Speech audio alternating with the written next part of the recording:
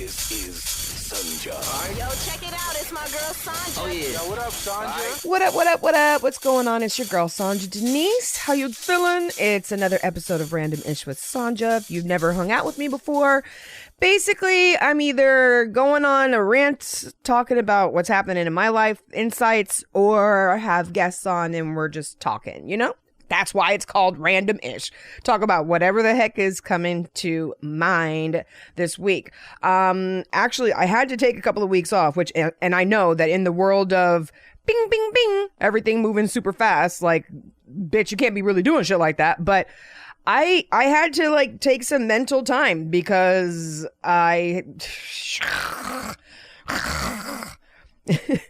You ever have those times when you have a feeling that something's going on, but you're like, I'm going to give the benefit of the doubt.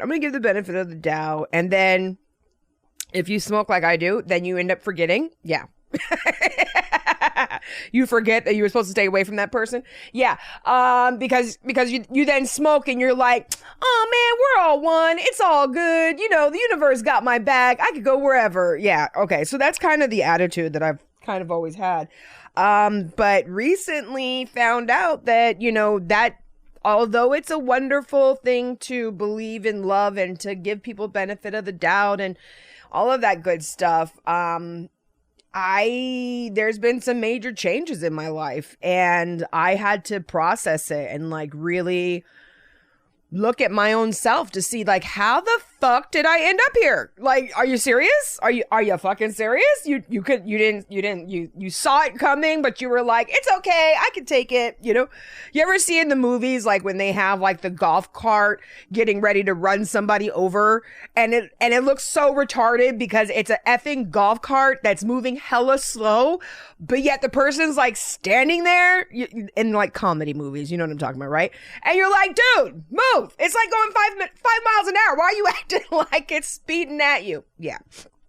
Basically, I went through a situation kind of similar to that. I had a golf cart coming after me, and I didn't really realize the golf cart was coming after me until it hit me one day. And I was like, yo, I had been looking back, and I thought that you was chasing me. I thought you was a little close to me. But I was like, nah, bitch, I'm bugging. And besides, it's a golf cart. It's only moving 5 miles an hour. I can just walk a little faster. I'm going to be all right. Yeah. Okay. So did you follow that? I know you did.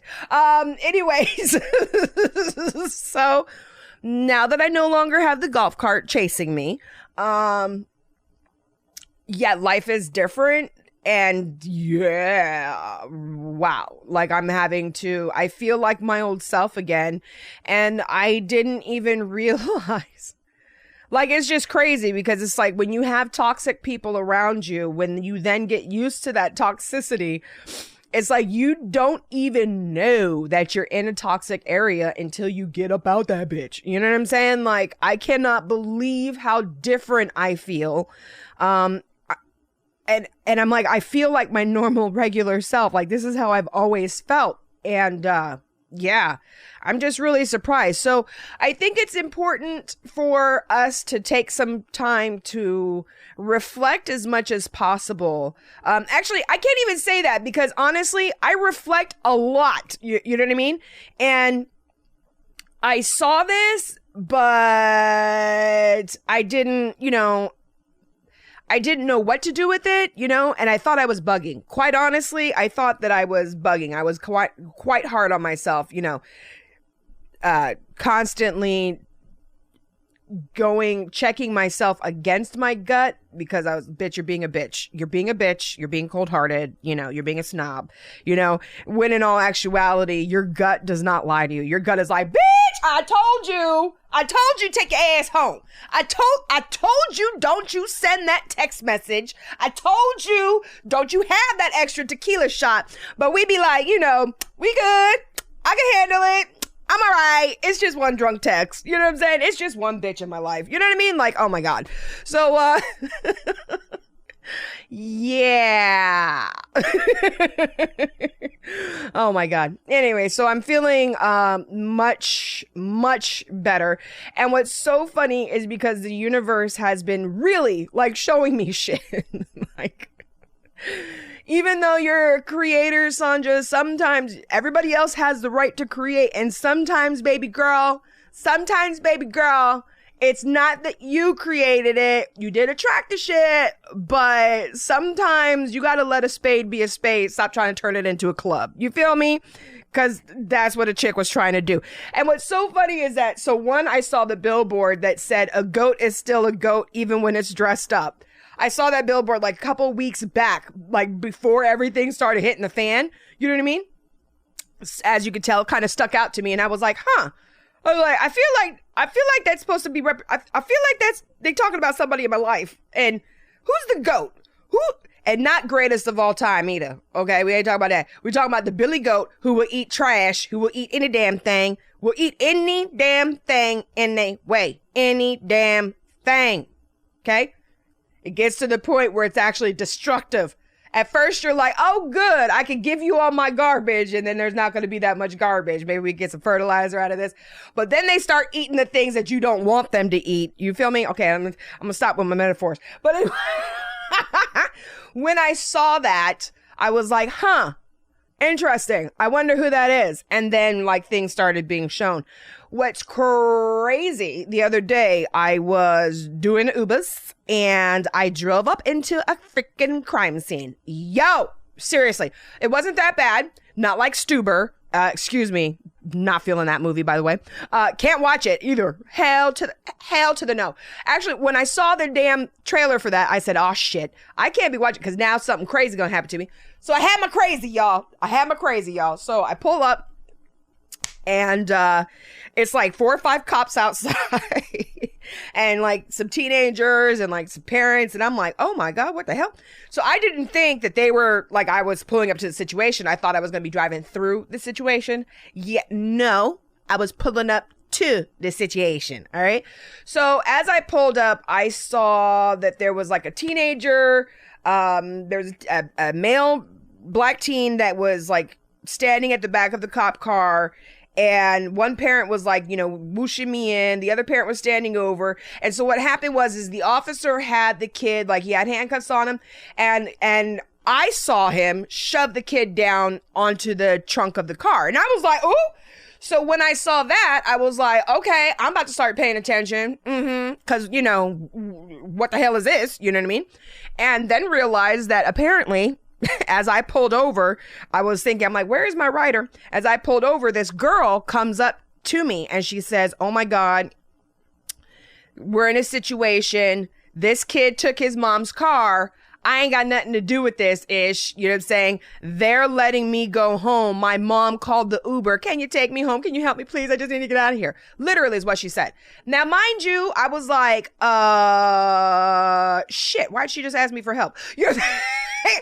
Because I feel like I've been learning lessons on don't necessarily always try to step into situations to help out until someone asks you, because physics wise, what has happened to me in the past, I'll step into a situation, I'll try to help out and nobody asked me for help, but I saw that the situation needed help and then the shit blows up in my face. And I'm like, oh my God, I was just trying to help. You know what I'm saying? So we try not to do that no more.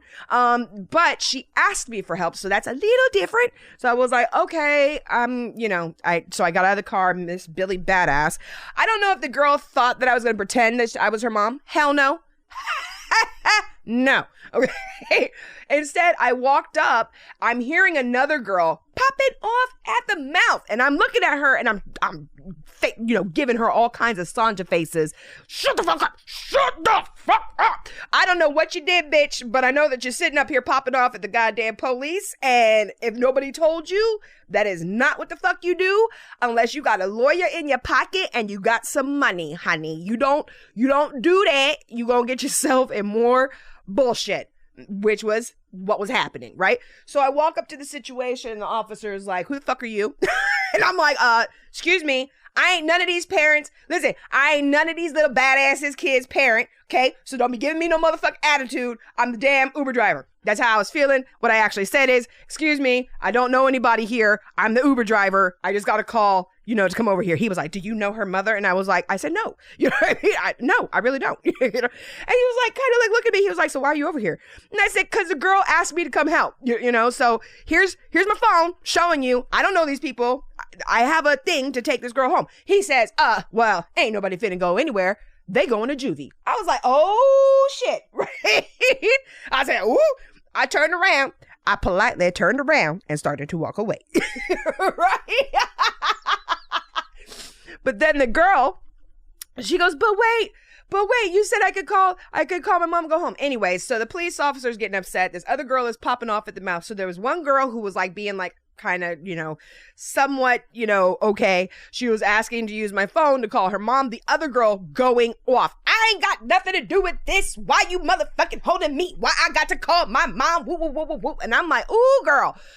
Whew. So I'm looking at her. So the girl who's on my phone, I'm looking at this girl. I walk and I'm kind of like next to her, but not next to her. And I'm like whispering underneath my breath, shut the fuck up. You're going to get yourself in more trouble. Shut the fuck up. You know what I mean? And she's looking at me. She's like, but I didn't do nothing. And I said, bitch, you are guilty by association. I don't even really know what's going on. I know that this kid took his mama's car and y'all was in this motherfucker, right? You guilty by association. And then the officer comes up to me and he's like, well, why do you care? Whoop, whoop. And I was like, because I got a kid, blah, blah, blah, blah, blah. I hope to God she wouldn't do no something stupid like this, but I would hope somebody would help her, right?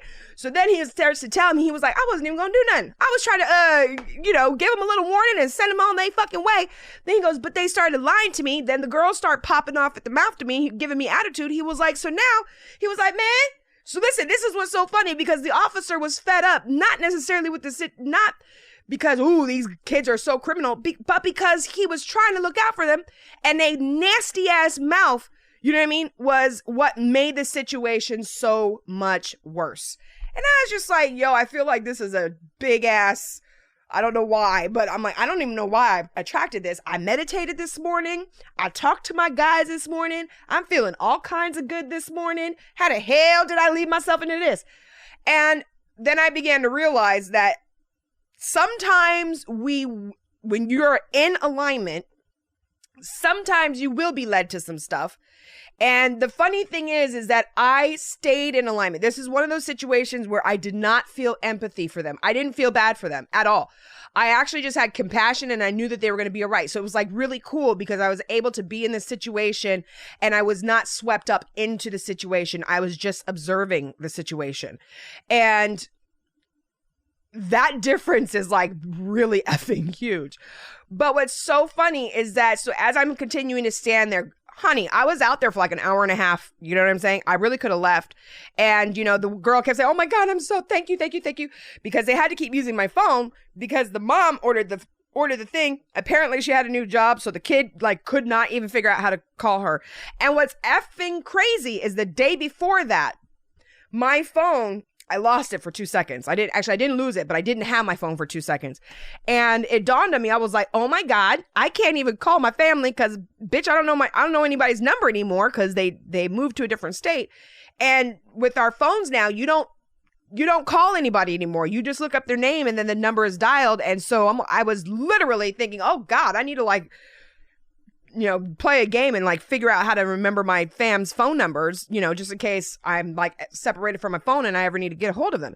The very next day, this girl could not figure out how to get a hold of her mom because because everything's in the phone and her phone was dead and it was a hot mess.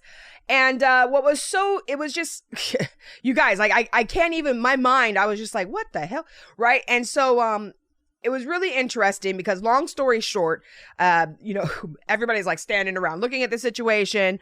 They were definitely going to take them to juvie. And then it was I kept talking to the mom whose car was stolen from her son. And I kept saying, we all did shit like this when we were younger. Not everybody took their parents' car, but I'm going to keep it real with you. I learned how to drive. I taught myself how to drive by taking my mom's car when she was bowling. I would drive in the parking lot. You know what I mean? So I do know that kids do that, especially boys. But at the same time, that's not cool. And so what happened was, and what was most so frustrating for everybody, was that these stupid kids took the car, crashed the car, okay? They all took turns driving the car, but when they got caught, they were all blaming the boy who originally took the car. Yeah, honey, because that's what I walked in on. Everybody was like, mm-mm. You know what I'm saying? And I only was like, what? When the guy slammed the kid down and was like, lay down. You know what I mean? I was like, that's a little unnecessary. Until I then heard, until I heard them talking smack to the officer as if they were in the right. It just, you know, and so I'm sitting there and I'm just like, this is absolutely crazy. So I'm like, this is nuts. So I was like, I have to go to the bathroom. So I walked over to the business that was next door. I was talking to the guys in there and they were like, oh yeah, they've been out there for a long time, you know? And I was like, wow, you know? And so I tell them what the situation is and they were like, oh my God, you know what I mean? Like, it's really not a big deal, but they can't be popping off at the mouth. Like you know, you were wrong, you know? Like, why are you doing that? Why would you pop off at the mouth when you know you did something wrong? Like, yeah, you know? And I was like, I know, this shit don't make no damn sense. So finally, I go back outside, and I guess the mom finally calmed down and decided that she was going to not press charges against her son and his friends, and therefore everybody was now allowed to go home after we got in contact with everybody's parents. So I was the one to take the kids home. And girl, you know I went off on them, right? I was, you know, because my biggest thing was, how in the hell are y'all going to do something stupid and then have the nerve to motherfucker pop off at your mouth? Like that's what you're supposed to do. I was like, the audacity is ridiculous. That's what almost got y'all go to juvie. And this whole I don't care attitude, you do care, because if you ever want to do something successful with your goddamn life, having a GTA on your record as a teenager is not the thing to do, my friend. I'm just saying, you know. So it was funny because my ability to keep it real and talk to them, I was like, listen, we all do dumbass shit. And adults, people my age, people took their parents' cars. But there's a couple of things, y'all. First of all, you're going to do something stupid, you need a motherfucker to be able to admit to it. Number two, if you're going to be in somebody's parents' car, you better make sure that kid has a good relationship with his parents so that the parent is going to know, my kid took my damn car, the little motherfucker, and not call the police on his ass. Do you understand what I'm saying? Okay. And number three, if you do something wrong, apologize for the shit and move on, because people in relationships, when women get cheated on and a man lies, why does a woman get more mad because you cheated? Nah, bitch, because you lying, because you look me dead in my face and you lying to me. That's crazy, you know. And that was the same issue that was going on with the police officers and these kids. And I ain't gonna bullshit you, y'all. The reason why they're so interested in me, because it was kind of like the same thing that I'm going through. See, somebody in my life had did something. This bitch done did something, and instead of motherfucking apologizing, instead of just saying, yo, my bad, I don't know what came over me, the D came over me, the motherfucking glitz and the gold came over me, I don't know what came over me, girl, I don't know. No, she ain't do that. No, she ain't do that. This bitch want to go pop off at the mouth to one of our other friends. Nah, I'm mad at that bitch because she didn't reach out for me for my birthday. Bitch, you better go somewhere, bitch, bye. You know what I'm saying? So I feel like the universe kind of put me into a situation where I could see. And then what is so funny is the next day actually, wait a minute. Was that the same morning? Okay, I don't remember if it was the same morning, the day before, or the day after, but I had suddenly thought about my daughter's father. And in case you don't know, I'm going to let you know. So I'm a survivor of domestic violence when I was a teenager. It's the only domestic violence relationship that I've been in. But this was crazy. I knew him for years before we got together, so it's not anything like that. We were actually friends. But he became obsessed with me a little bit and it was just weird. He would hit me and stuff like that. And and chase me around the country. And so he would do stuff and then he would flip it. He was very charming, very good looking. And the sex was bomb, but he would do things and then he would be, you know, that's that manipulative spirit. He would be able to flip it and I'd be like, okay, you know what I'm saying? You know, it's my fault. You know what I mean? Like, I don't even know how he did that, but he did, you know? And, And I would always blame myself. Now, again, the reason why I had that issue is because when I was super younger, I had incest happen to me. And when I told everybody, they was like, girl, you got such a wild imagination. Are you sure? And I was like, okay, you're right. It didn't happen. You know what I'm saying? Like, you know what I mean? Even though I was like, I know it did though. You know what I mean? Like, so seriously, I've kind of had this thing all my life where things would happen and I'd be like, yo, this is what happened to me. And motherfuckers be like, girl, that ain't happen. And I'd be like, yo, this is what happened to me. And after people say it to you enough, girl, that didn't happen, then you be like, I don't know, did it not happen? Like, wait a minute, am I making this shit up? You know what I'm saying? So that's just my own personal fucking craziness that I've been dealing with. So I don't know why, but for whatever reason, I thought about my daughter's father. And I remembered that. So when I tried to leave, he tried to kill me. I knew that was going to happen. So I befriended some gangsters. And these gangsters had motherfucking all their living room, their bedrooms were full of guns. And when I say full of guns, I mean rifles, guns, like, so I was kind of scared being in there, but not really because the kid liked me. But I had literally befriended them because I was like, I knew I needed to get out of this crazy ass relationship that I was in.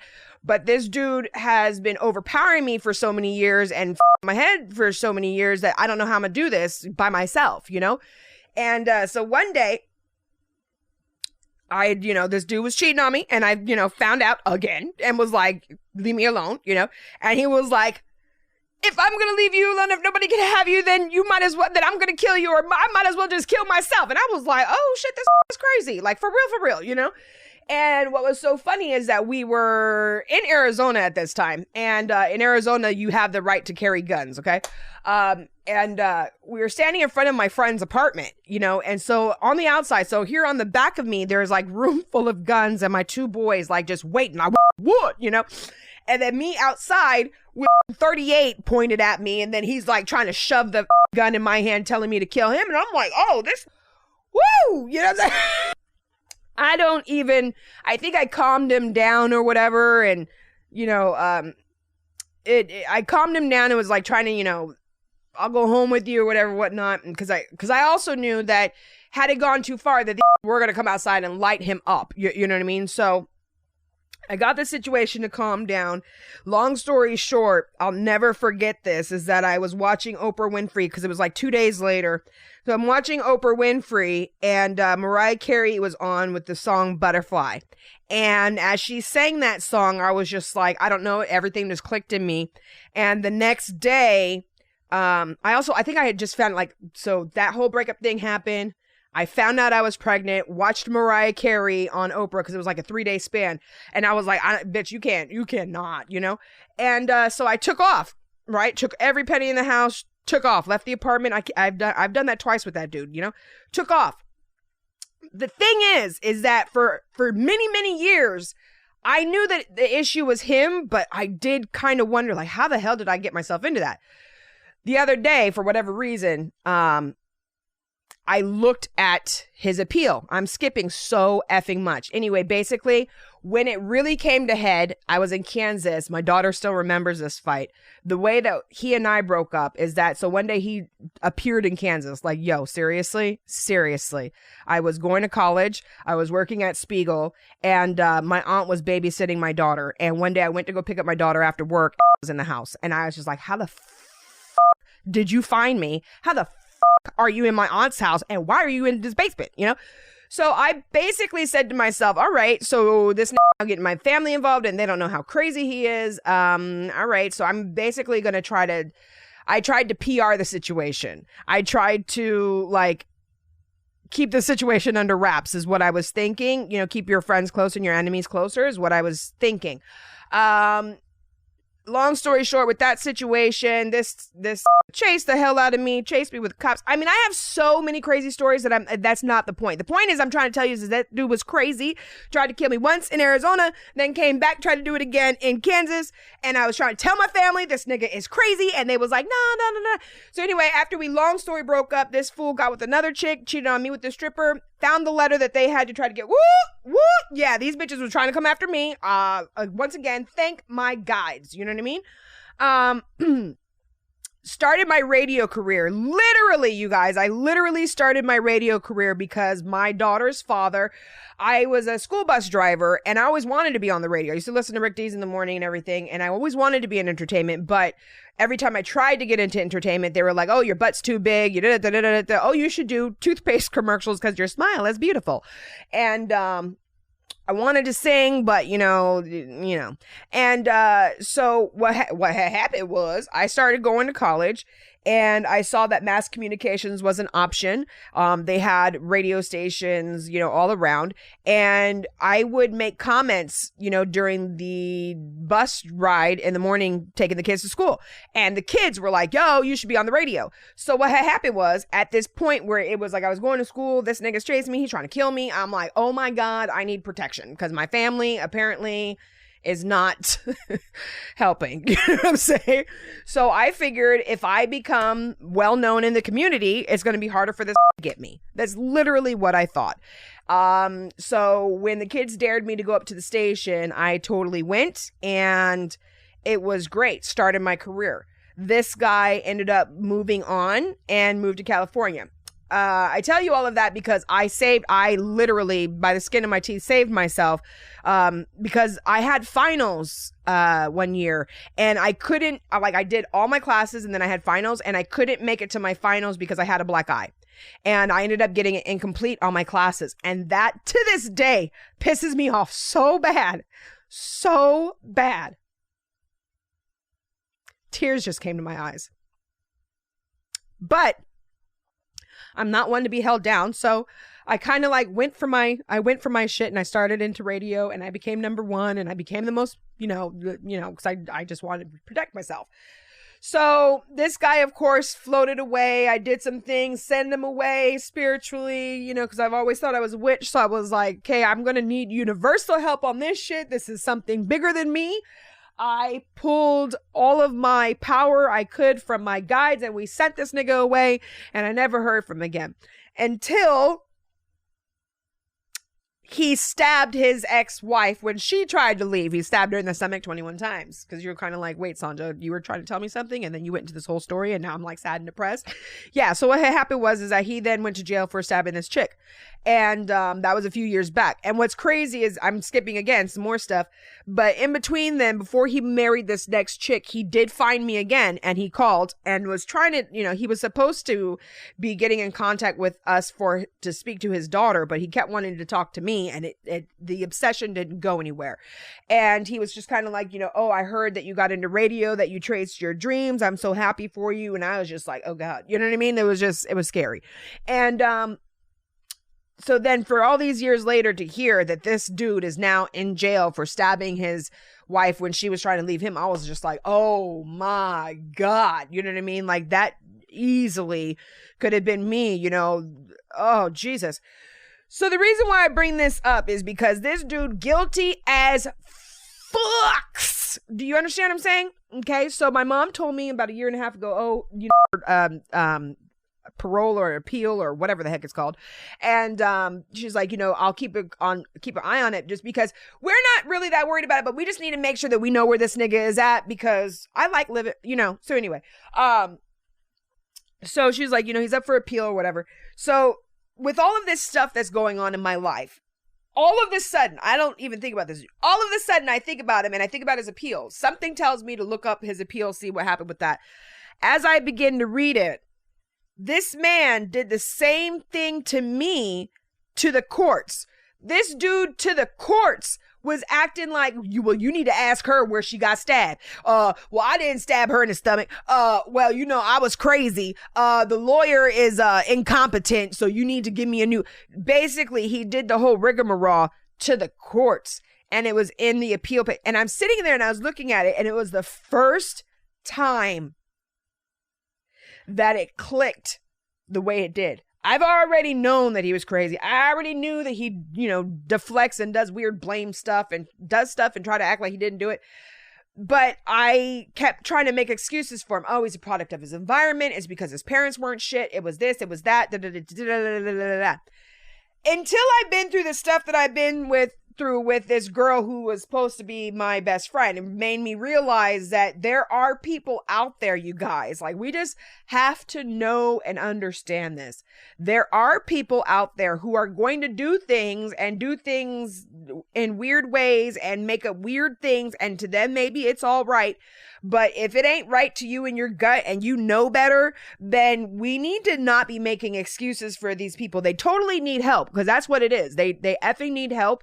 I truly believe that only hurt people hurt people. I really believe that when you're happy, and it does not mean that you've had the best life, but when you're happy and you've been able to process the shit that you've been through, and you can kind of like, take a deep breath and keep moving, keep pushing, keep doing you, and you still love you. I really don't think people like that go around hurting people, like abusing people and doing things like that, manipulating people, because you ain't got time for that shit, because you're full of love, So with that being said, this whole situation with my friend, doing stuff and acting like she ain't doing it, seeing the pattern that apparently I've been attracting that and bringing that situation back to me since I was a kid, because it's an issue that was not resolved. Sanja, listen to your own gut. You fucking got this shit. Don't let nobody convince you that you don't know what the hell you're talking about. And then to see these kids do some shit and act like they didn't do it, and literally they had an out, like they had a way, and they almost fucked themselves. You feel me? And they thanked me profusely when they were in the car, but I was like, I hope you guys realize, number one, if it was a different Uber driver, they would have took off. They'd have been like, you know what I mean? Okay. Number two, if you guys would have got stopped in any other town or city, when I found out where these kids were from, I was like, first of all, your parents, where you guys live, your parents obviously are trying to provide you guys with a better life, and you out here acting like some damn fools in all white towns. Y'all, my mind was just like, what the hell were you guys doing where I found you? I don't even know. Like, so far from your home, it was not even funny. But again, I honestly feel like, number one, I got a podcast out of it. Number two, actually, so let's switch that. Number one, I got the biggest aha moment from this whole thing. And I do believe that my inner being led me to this situation so I could see it. And so now I can move on, you know what I mean? And do me. And not feel remorse that I'm taking care of myself, because that's what we're all supposed to be doing anyway, So it really, I think, takes a very strong human being to know you did something wrong and fucking be able to admit it. You know what I mean? Like, we're all human and we make mistakes. Like, we do crazy stuff, I think that if we do crazy things, we need to be woman enough or man enough to say my bad. Now, I will say this. When I was in radio, when I was starting in radio, there's a saying that they say that it's better to apologize than to ask permission. And that's kind of where I'm getting this from, because so if you asked your mom, hey ma, I want to go and pick up my friends, we're going to hang out tonight, I'm trying to get some buns, your mom would have said, nigga, you crazy? Hell no. You know what I mean? So he went on ahead and took the car anyway. But where he fucked up at is he didn't apologize. How hard is it to apologize? So basically, this whole everything, right, is if you have somebody that you need to apologize to, go and apologize. Seriously. 9 times out of 10, maybe not 9 times, we'll say 7 times out of 10.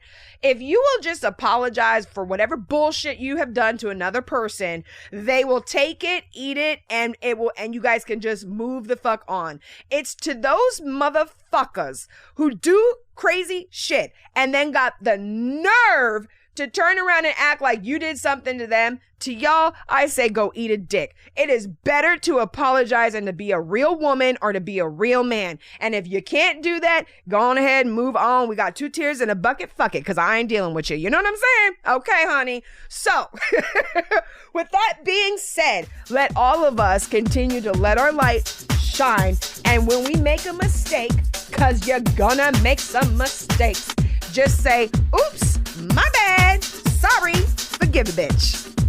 You know what I'm saying? And then give him a smile and a wink.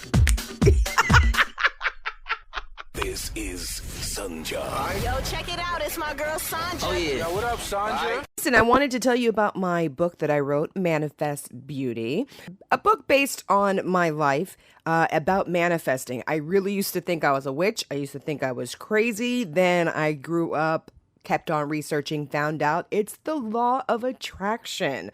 Well, there seems to be like a real life law of attraction thing, and then there's like this theory of just ask, believe, and receive, and you get everything you want. And I noticed it doesn't exactly work like that, but it kind of does. So I just wanted to share with you. It's available on Amazon, Walmart.com, and some other places where books are sold.